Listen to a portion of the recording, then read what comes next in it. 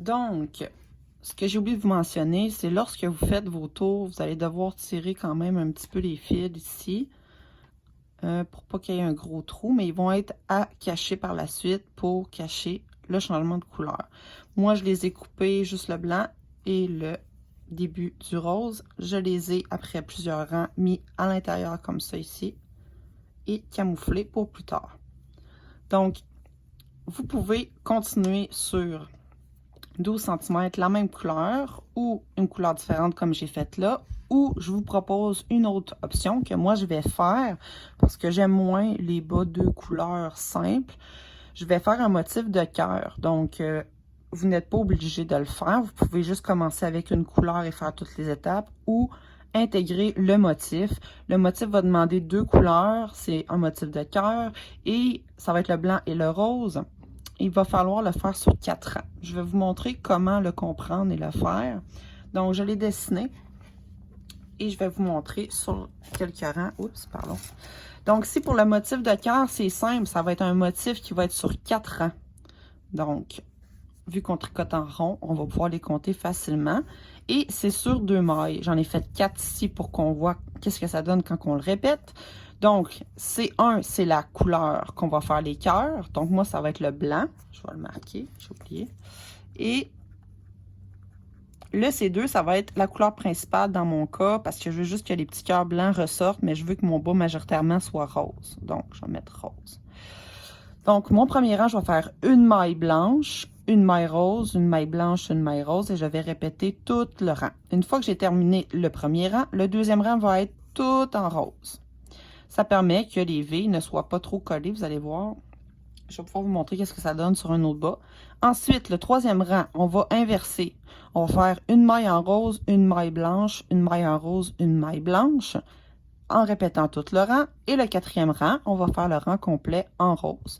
Ensuite, pour la longueur, on va, dans le fond, dupliquer, reproduire ces 4 rangs-là avec le motif, la longueur qu'on souhaite. Dans votre cas, ou dans notre cas, pour un bas pour femme, on va faire ça sur 12 cm. On peut le faire un petit peu plus long, un peu plus court, selon comment ça donne, là, pour finir vraiment à 4 rangs roses. Je vous suggère de ne pas commencer le motif tout de suite après avoir fait la bordure. Donc, peut-être tricoter 4 rangs en rose et ensuite commencer le motif. Ça va être plus joli. Et on pourrait terminer 4 rangs en rose et ensuite faire le talon. Donc, je vais vous montrer qu'est-ce que ça donne.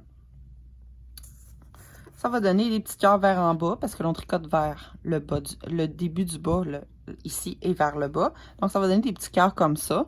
Donc, on a bien un rang ici, une maille rose. Ben là, c'est pas rose, c'est brun, mais mettons une maille brune, une maille blanche, une maille brune, une maille blanche. Le prochain rang est en blanc. On le voit pas beaucoup. Ça permet de distancer, ça permet de faire des diagonales qui ne soient pas trop collées. Si on avait toujours fait le même motif, toutes les cœurs seraient en dessous de chacun. C'est pour ça. On le voit aussi ici, qu'est-ce que ça donne. Et quand on va les mettre, ben on va avoir des petits cœurs. C'est important de ne pas tricoter trop serré parce que sinon on va perdre un petit peu ces mailles-là.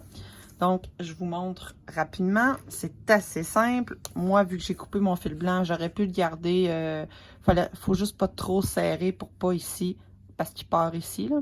Mais là, je l'ai coupé, ça va être moins compliqué. Vous pouvez faire ça aussi. Quand il n'y a pas beaucoup de distance entre les deux, moi, je les coupe pas tout le temps. Donc là, je vais être obligée de remettre une maille blanche. Je vais reprendre mon fil blanc. Et je vais tricoter une maille blanche avec un embout quand même assez long. Et il va être lousse, fait qu'il va falloir que je les maintienne. Une maille rose.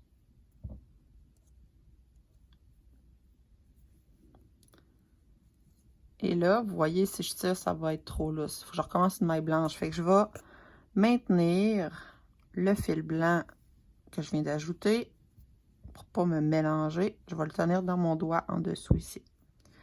Et je vais maintenir mes deux couleurs. Donc, je sais que je vais commencer par la blanche. Donc, comme ça. Je vous montre vite, vite. Comme ça ici. Comme ça. Et je vais faire une maille blanche et la rose. Je vais tourner ma main et faire ça comme ça.